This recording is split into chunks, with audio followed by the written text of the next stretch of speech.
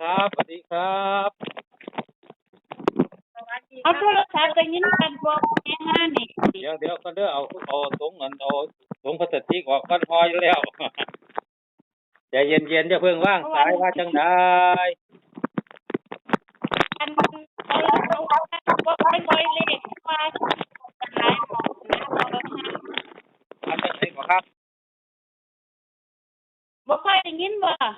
ได้ยินบ่อันตอนแรกแล้วเจ้าค่ะได้ยินอยู่ตอนนี้อันเพราะว่าตอนแรกหนูบ่ปล่อยเลขเพราะมันติดกันอันอีหยังเขาเอิ้นล่ะ มันตรงกันหลายหม้องนะพอเฮฮา ครับเลขลาวหรือเลขไทยก่อน ให้พอเฮฮาหนูอ่านคอมเมนต์ที่เขาปูภาวนาไปเอาเลขอนอตตี้มานั่นน่ะ หนูก็เลยว่าสบายใจตอนนั้นหนูก็เลยว่าโอ้ปล่อยไปมันไปเจงตรงเลขคนอื่นเขาก็สิหนูเอาเลขคนอื่นมาแม่นบ่ เอ้า โตได้ล่ะคุณน่ะ มีสิทธิ์ตรงกันเด้ล่ะตัวเลขครับ ถ้าแม่นหนูได้ไปปรึกษากับอันผู้พิษณุโลกผู้พิษณุโลกว่า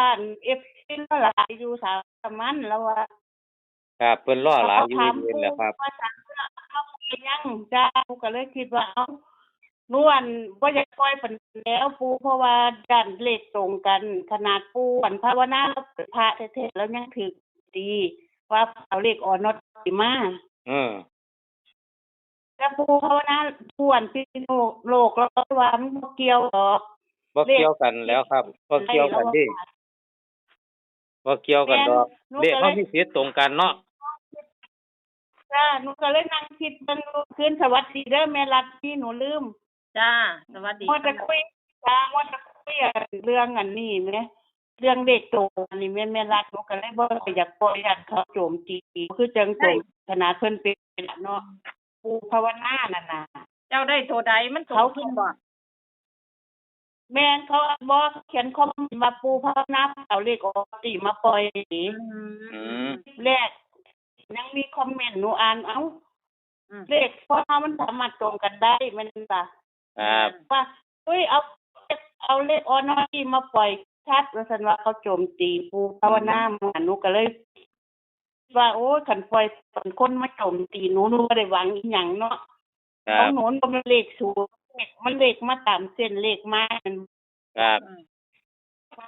หนูก็เลยปรึกษาปู่พิษณุโลกแล้วว่าปล่อยโลดโยมบ่เป็นหยังดอกเพราะว่า FC รอสาวเยอรมันอยู่แล้วว่า แม่นเพิ่นรออีหลีนะครับ พอให้อาทิตย์ยังนี่ เริ่มอัดแล้วเด้อครับ อัดแล้วดิ จ้ากันท่านก็เอาเลขก็เตรียมพอนั่ง ครับ แม่อันนี้เด้อ ยังก็จ้า หนูได้เลขมันนั่นจ้ามันตรงกับหลายคนน่ะนะหนูให้เฮ็ดไว้ก็โดนแล้วหนูก็นี่ล่ะหนูสิบ่อยากปล่อย ค่ะ อันนี้จ้า079 ค่ะ มันก็มี ศูนย์ ตรงกันเนาะ จ้าแม่น ย้ำหลายๆเที่ยย้ำหลายๆครั้งเด้อสัญญาณมันบ่ดีย้ำหลายๆครั้งเอา จ้าอันหนูการคิดอยู่แต่โดนหนูยังคือหนูการดีอยู่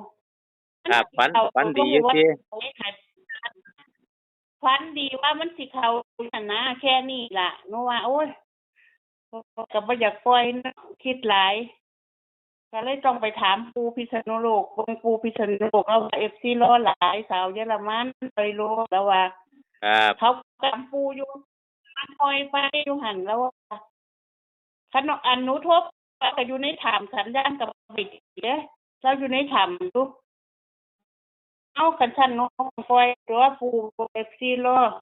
ครับ เพราะว่าเลขมันสิเข้าจ้า FC รอหลายอยู่ 079 079 ได้จังจ้านี่ แล้วก็ ซ่า 019 ซ่าเด้อเสียงมันขาด079 019 จ้า 01019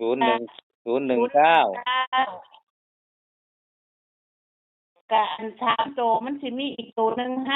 579 579 วันที่นี่2ตัวจ้า 2ตัว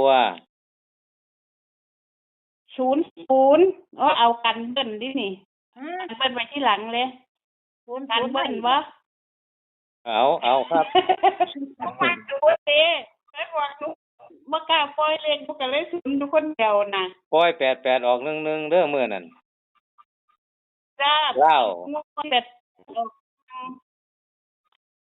เอากันเบิ้ลเอาก็ไม่รับแกยังศูนย์ แล้ว 00เขียนแล้ว จ้า ครับ ศูนย์แล้วก็หก หกหก 66 06 ศูนย์หก 06 14 หนึ่งสี่ 14 54 ห้า 54 ซ้ำนี่ค่ะ มีซ้ำนี่ จ้าเพราะว่าเลขมักหนูมีซ้ำนี่แต่บัดที่นี่หนูเสียงมาขึ้นเพิ่นว่ามันเข้าอยู่แต่จักสิตัวใดนั่นนะหนูก็เลยว่า โอ้ยคัน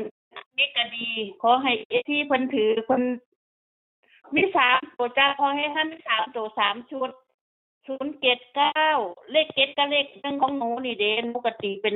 109นำ019นำนะพอให้ฮะ บ่ตัด2ตัวก็7919 7919ตัดบ่ 19บ่ต้องตัดดอกพอให้ห้าไว้3ตัวนี่ ให้เพิ่นตัดเอาเองเนาะ มันสิหลายโพด79หนูก็ยังบ่ตัดเลยเพราะว่าหนูมั่นใจเลข3ตัว079 079เลข3ตัว ลงมันใจ เพราะว่าอันตัดมันจะสิหลายตัวเพราะว่าเพิ่นตัดสินใจเอาเองซะคันเสียงได้3ตัวนี่ล่ะหนูว่ามันสิเข้าอยู่ ครับ แต่มันจะเข้าคู่ใดล่ะ แต่ที่มักเลข00นี่เพราะว่ามันตอนแรกนึกว่าเขาเป็น0ยันเพิ่นว่าให้คือจังว่าให้ผู้ภาวนาคันเพิ่นเป็นพระยังว่าแม่นบ่ล่ะ ครับ โอ้ยเลขมันก็ตรงกัน โอ้ยไม่เสียตรงกัน แต่พอให้5ยังฝันได้14เนาะ เงินซิมพอสอเกิดว่าถิ่มจักเทื่อนี่ล่ะพอให้ห้า 1454 แล้วอันพอสอ14หนูอายุ54ปีหนูกับว่าเด็กอันกลุ่มนี่นะครับ 66กับที่10มันทันกันนั่นเด้พอให้ห้า 66 เด็ก เป็น ห ห นู ยัง พั ก็ น โอ้เรียกผมพัน หนู กั ก็ น ว่าจ้าที่ผมพันกันปัจจุลาวมันบ่ออกมันอาจมาออกท่านน่ะนะพอห้า ครับ หนูก็เลยว่าถิ่มไม่ได้เล็กทำความมักแล้วก็เส้นของหนูมีว่าล่ะหนูบ่มีสูตร ครับ คนอื่นตามกันหนูคิดขายจนหนูศูนย์ว่าจักสิปล่อยดีหรือบ่ปล่อยมันคนสิฮอดมือออกแล้วแม่นบ่ล่ะ โอ้ย ก็เลย FC ตัดสินใจไป FC รอคือหยัง ก็เลยตัดสินใจไปปรึกษาผู้โนโลกนี่ล่ะ ครับ แล้วว่าเป็นหยังน้องปล่อยไปรถจะถามหาสาวเยอรมันหลายอยู่แล้ว ครับ เลขหนูคิดตรงกันไประหว่างที่ ครับ หนูก็เลยเอาผู้มาเป็นกันก็ต้องไปส่วนตัวมี FC รอก็ให้เพิ่นใส่เขาครับ อิ้นอิหยังล่ะพ่อนะเอาไว้เป็นแนวทาง แนวทางครับ ผู้ใดมันจะขะจัดผู้ใดเขาเอาอันพานคืองานเจ๊กิแล้วเว้าเนาะ ขีดเส้นใต้ผู้ใดบาดนี่สองตัว แล้วเป็นต้นสัตว์เอามวนเนาะ เลขได้ยินบ่ครับเลข2ตัว เลข2ตัวขีดเส้นใต้คู่ใด วัน00 00 จ้า66 66 ว่าขีดเส้นไปเลขพอให้5ดอกแต่มันสิชนกันหลายโพดได้เป็นถึงเลขของคนเป็นพอให้5ฝันได้ตรง ฝันไ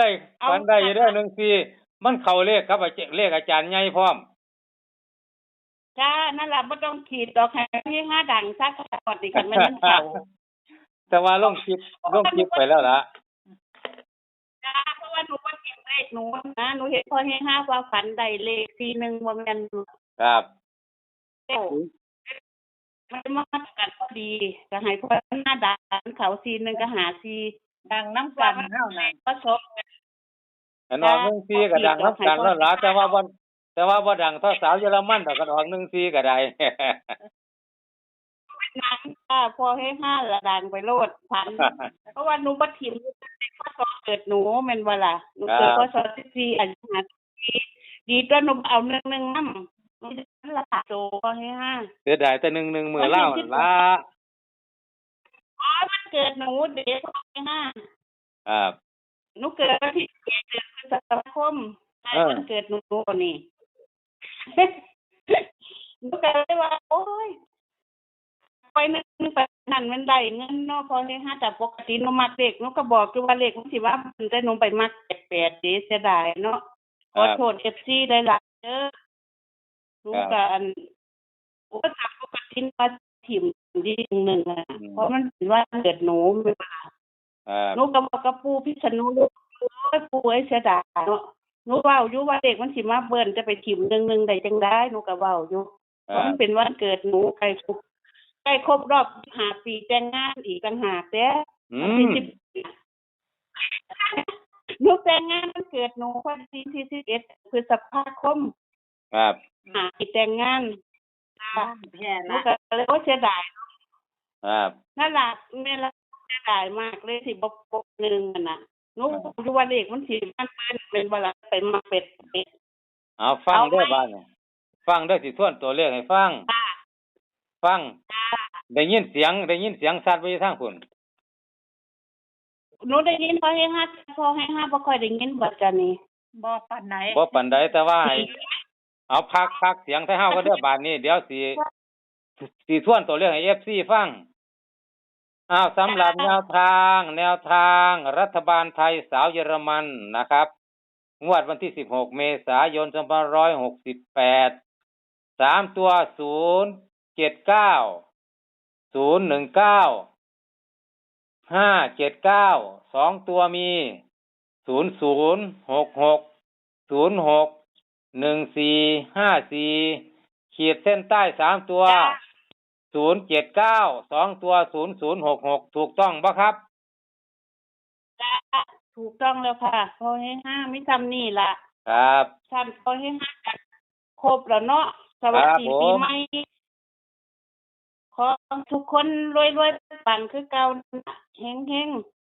ครั ๆโชค บ ดีปีใหม่เด้อคอยสุขภาพร่างกายแข็งแรง ครับ ให้โชคให้ลาภ FC พอให้ห้าต่อไปเด้อ ครั วัน บ นี้ จ้า จ้าเด้อสวัสดีจ้า ครับสวัสดีครับเสียงอาจจะขาดๆหายๆต้องขออภัยนะครับผม ค่ะ เพราะว่าโทษทางไกลเนาะ